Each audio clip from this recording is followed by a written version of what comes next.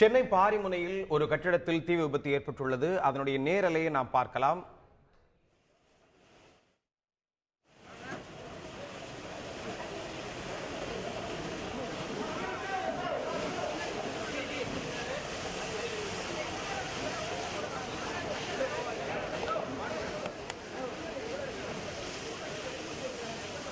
சென்னை பாரிமுனையில் உள்ள ஒரு கட்டிடத்தில் தீ விபத்து தற்போது நிகழ்ந்துள்ளது. அதை அணைப்பதற்கு தீயணைப்பு வீரர்கள் எடுத்து வரும் முயற்சிகளை நாம் நேரடியாக பார்த்து வருகிறோம்.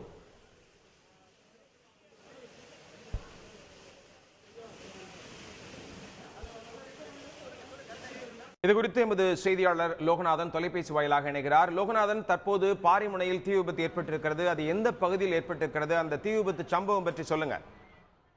இது பாத்தீங்கன்னா சென்னை பாரிஸ்ல இருக்கக்கூடிய ஒரு வளாகம், அதாவது பல்வேறு வங்கிகள் இருக்கக்கூடிய வளாகம். தற்போது வந்து Das India colour lab studio என்ற ஒரு ஸ்டுடியோவுல தான், இந்த போட்டோ இருக்கக்கூடிய ஸ்டுடியோவுல தான் இந்த தீ விபத்து ஏற்பட்டிருக்கு.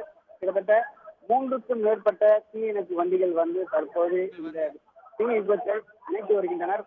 பல போலீஸ் அதிகாரிகள் இந்த பகுதியில் அசம்பாவிதம் நடைபெறாத வண்ணம் தங்களது பாதுகாப்பு பணியில் ஈடுபட்டு வருவதை நம்மளால் பார்க்க முடியும். இது வந்து ஒரு கலர் லேப்ன்றதால எலக்ட்ரிக் ஷார்ட் சர்க்யூட்டில் இந்த தீ விபத்து ஏற்பட்டிருக்கலாம் என்று தகவல் தெரிவிக்கப்பட்டிருக்கு. முழுமையான தகவல் எதனால் இந்த தீ விபத்து ஏற்பட்டது என்பது குறித்து கூடிய விரைவில் அறிவிக்கப்படும் தெரிவிக்கப்படும். அதிகாரிகள் கிட்ட நம்ம கேட்கும்போது, தற்போது ஒரு 3 வண்டிகள்ல வந்து நாங்க இந்த தீயை அணைச்சி பண்ணி மிகவும் தீவிரமாக நாங்க செயல்பட்டு வருகிறோம் அப்படின்ற தகவல் கொடுத்திருக்காங்க. 100க்கும் மேற்பட்ட காவல்துறை அதிகாரிகள் தற்போது இந்த பாதுகாப்பு பணியில் ஈடுபட்டு வராங்க. தற்போது மற்றும் ஒரு வாகனம், தீயணைப்பு வாகனம் இந்த பகுதியில் வரதை நம்மளால பார்க்க முடியும். இதனைத் தொடர்ந்து மிகவும் தீவிரமான முறையில இந்த தீயை அணைக்கப்படுவதற்கான அனைத்து ஏற்பாடுகளும் தயார் செய்யப்பட்டிருக்கிறதாகவும், கூடுதலாக ஓரிரு வண்டிகள் வேண்டுமென்றாலும் தயார் நிலையில் இருப்பதாகவும் அதற்கான அலர்ட் செய்யப்பட்டிருக்கிறது. இதனுடைய போலீஸ் அதிகாரிகள் வட்டாரங்கள் தெரிவிக்கின்றன. லோகநாதன், நீங்க குறிப்பிட்டிருக்கிறத பார்த்தோம்னா அந்த பகுதியில வேற யாரும் மக்கள் உள்ள சிக்கியிருக்கிறாங்களா? அது பற்றி அது பற்றி வேற ஏதாவது தகவல் உங்களுக்கு தெரியுதா? அது பற்றி தகவல் சொல்லுங்க. தற்போது நிலவரப்படி மக்கள் யாரும் அதுல சிக்கவில்லை என்பதே வந்து தகவல் தெரிவித்தாங்க. காலையில ஒரு 10 மணி அளவுல தான் இந்த தீ விபத்து ஏற்பட்டிருக்கிற சூழல்ல தற்போது உடனடியாக இந்த தீயை அணைக்கும் பணிகளை வந்து தீயணைப்பு வீரர்கள் ஈடுபட்டு வராங்க. இதுவரைக்கும் அதுபோல ஒரு அசம்பாவிதம் எதுவும் நடைபெறவில்லை என்று ஒரு தகவலை நம்ம காவல்துறை அதிகாரிகள். லோகநாதன், நீங்க சொல்லக்கூடிய பகுதிங்கிறது அருகருகே பக்கத்துல வேற கட்டடங்களும் இருப்பதற்கு உண்டான ஒரு காட்சியா பார்க்க முடியுது. பக்கத்துல உள்ள கட்டடங்களுக்கு இந்த தீ பரவாமல் தடுப்பதற்கு வேற என்னென்ன முயற்சிகள் மேற்கொண்டிருக்கிறாங்க? அதை பற்றி விவரங்கள் சொல்லுங்க. இது பாத்தீங்கன்னா ஒரு தொடர் வரிசையாக இருக்கக்கூடிய கட்டிடங்கள் தான். பாத்தீங்கன்னா பக்கத்திலேயே வந்து பேங்க் 2-3 வங்கிகள் இயங்குது.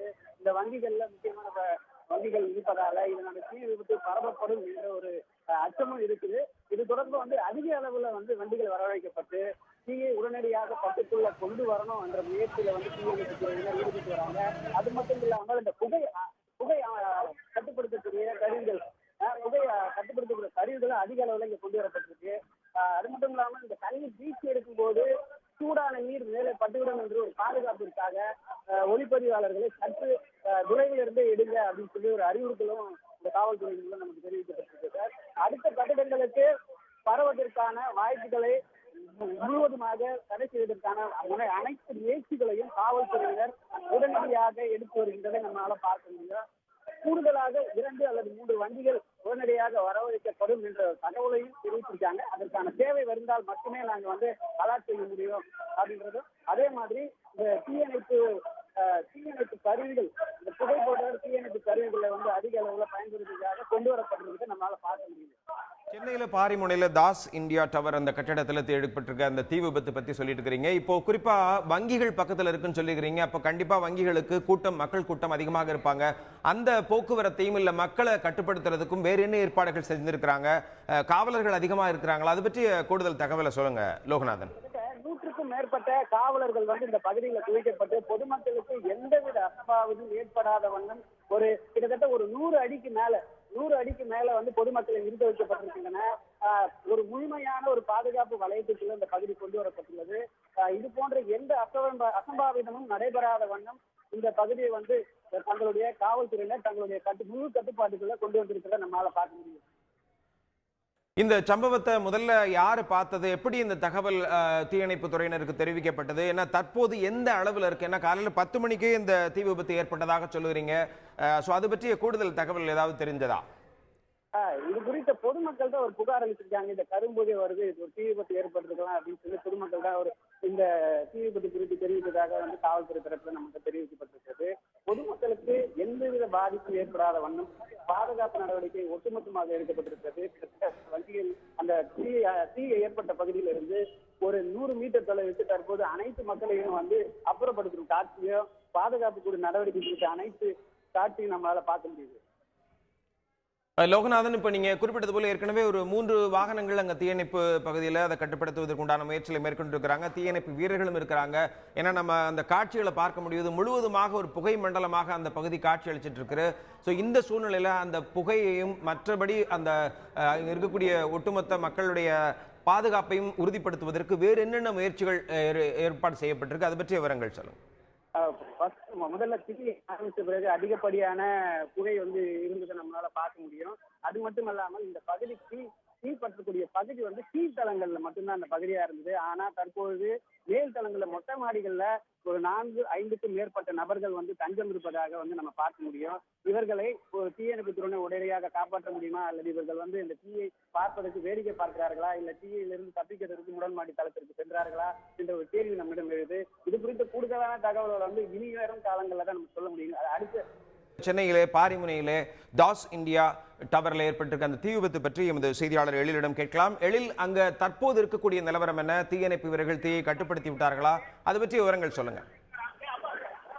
தீயை கட்டுப்படுத்துவதற்காகத்தான் தற்போது தீயணைப்பு வீரர்கள் போராடி கொண்டிருக்கிற காட்சிகளை நாம் நேரடியாக பார்த்துக் கொண்டிருக்க முடிகிறது. இந்த தீ விபத்து சுமார் 1 மணி நேரத்திற்கு முன்பாக ஏற்பட்டிருக்கிறது. உடனே அங்கிருந்த பொதுமக்கள் மற்றும் அலுவலகத்திற்காக வந்த வங்கி ஊழியர்கள், அதாவது தனியார் வங்கிகள் இந்த இடத்தில், அதாவது HDFC, எஸ் பேங்க் மற்றும் ICICI உள்ளிட்ட 3க்கும் மேற்பட்ட தனியார் வங்கிகள் இந்த கட்டிட வளாகத்தில் செயல்பட்டுக் கொண்டிருக்கிறது. காலையிலேயே அலுவலகத்திற்கு வந்த ஊழியர்கள் மற்றும் பணத்தை மாற்றுவதற்காக வந்த பொதுமக்கள் என ஏராளமானோர் குவிந்திருக்கிறார்கள். சுமார் 100க்கும் மேற்பட்டோர் இந்த கட்டிடத்தின் மேல் பகுதியில் அவர்கள் உள்ளே இருந்திருக்கிறார்கள். இந்த விபத்து நடந்தவுடன் மிகப்பெரிய அளவில் புகை மூட்டம் ஏற்பட்டிருக்கிறது.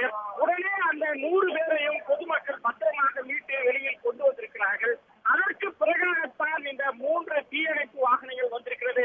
அதாவது சென்னை உயர்நீதிமன்றம் மற்றும் வண்ணாரப்பேட்டை, கீழ்ப்பாக்கம் உள்ளிட்ட இடங்களில் இருந்தெல்லாம் தீயணைப்பு வாகனங்கள் மற்றும் தீயணைப்பு படை வீரர்கள் வந்திருக்கிறார்கள். எந்த நேரத்திலும் இந்த தீயானது மிகப்பெரிய அளவில் உருவெடுக்கக்கூடும் என்ற காரணத்தினால் தற்போது ஏராளமான தீயணைப்பு வீரர்கள் இந்த கட்டிட வளாகத்திற்கு உள்ளாக சென்று உள்ளே இருக்கிற அந்த தீயை அணைப்பதற்கான முயற்சியில் இறங்கி இருக்கிறார்கள். அது மட்டுமல்ல, தற்பொழுது 108 ஆம்புலன்ஸ்களும் இந்த இடத்தில் வரவழைக்கப்பட்டிருப்பதை நாம் பார்க்க முடிகிறது. ஏனென்றால் இங்கு இருப்பவர்களுக்கு ஏதாவது மூச்சு திணறல் ஏதாவது ஏற்படும் பட்சத்தில் அவர்களுக்கு முதலுதவி சிகிச்சை அளிப்பதற்காக இவர்கள் வரவழைக்கப்பட்டிருக்கிறார்கள். அது மட்டுமல்ல, தமிழ்நாடு தௌஹீத் ஜமாத்தை சேர்ந்த தொண்டர்களும் இந்த இடத்தில் தீயணைப்பு படை வீரர்களுக்கு உதவியாக அவர்கள் இந்த பணியில் ஈடுபட்டிருப்பதை நாம் பார்க்க முடிகிறது. அதாவது இதற்கு உள்ளே இந்த லெதர் என்று சொல்லக்கூடிய இந்த தோல் பைகள் வைக்கப்பட்டிருந்ததாகவும் அது ஒரு தனியார் நிறுவனத்திற்கு சொந்தமான ஒரு குடோன் என்றும் கூறப்படுகிறது. இதற்கு உள்ளாக சென்று அந்த தீயை கட்டுப்படுத்துவதற்கான முயற்சியில் தொடர்ந்து வீரர்கள் ஈடுபட்டிருக்கிறார்கள். ஆனால் மிகப்பெரிய போராட்டமாக இவர்களுக்கு இருக்கிறது. மிகப்பெரிய அளவில் புகைமூட்டம் ஏற்பட்டிருக்கிறது. பக்கத்திலேயே நீங்கள் பார்க்கலாம், டிரான்ஸ்பர் என்று என்பது வைக்கப்பட்டிருக்கிறது. அதிலிருந்து தான் மின்கசிவு ஏற்பட்டிருக்கிறது. இப்படியாக அந்த தீயணைப்பு வீரர்கள் உள்ளே செல்ல முயற்சி செய்கிறார்கள். ஆனால் புகைமண்டலமும் எழில், நீங்க குறிப்பிட்டது போல அங்க வந்து 3 தனியார் வங்கிகள் உட்பட பல்வேறு நிறுவனங்கள் அங்க செயல்பட்டு வந்ததா சொல்றீங்க. ஏற்கனவே 100க்கும் மேற்பட்டவர்கள் மீட்கப்பட்டிருக்கிறாங்க, காப்பாற்றப்பட்டிருக்கிறாங்க அப்படின்னு சொல்றீங்க. இன்னும் அந்த கட்டிடங்கள்ல வேறு யாராவது உள்ள இருக்கிறதுக்கான வாய்ப்பு இருக்கிறதா? அதற்கு உண்டான மீட்பு பணிகளை செய்வதற்கு, என்ன தீ அணைக்கிறதுக்கு ஒரு பக்கம் முயற்சி பண்றாங்க, வேற யாரும் இருக்காங்களா? அது பற்றிய மீட்பதற்கு உண்டான உரிய நடவடிக்கைகள் எடுக்கப்பட்டிருக்கா? அது பற்றிய கூடுதல் விவரங்களை சொல்லுங்க. அதாவது 100க்கும் மேற்பட்டோர் அந்த கட்டிட வளாகத்திற்குள் காலையிலேயே வந்து அமர்ந்து கொண்டிருக்கிறார்கள்.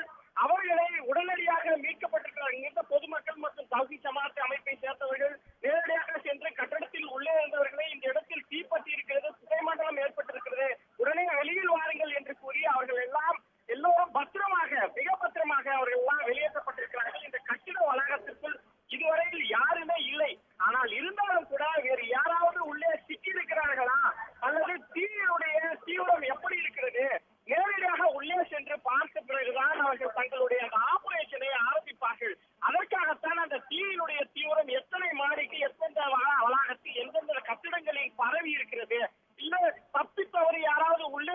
அவர்களை எப்படி மீட்கலாம் என்பதற்கெல்லாம் முன்னெச்சரிக்கை நடவடிக்கையாகத்தான் தீயணைப்பு வீரர்கள் தற்போது போராடி கொண்டிருக்கிறார்கள். புகைமூட்டம் அதிக அளவில் இருக்கின்ற காரணத்தினால் உள்ளே செல்வதற்கு மிகப்பெரிய சவாலாக அவர்களுக்கு இருக்கிறது.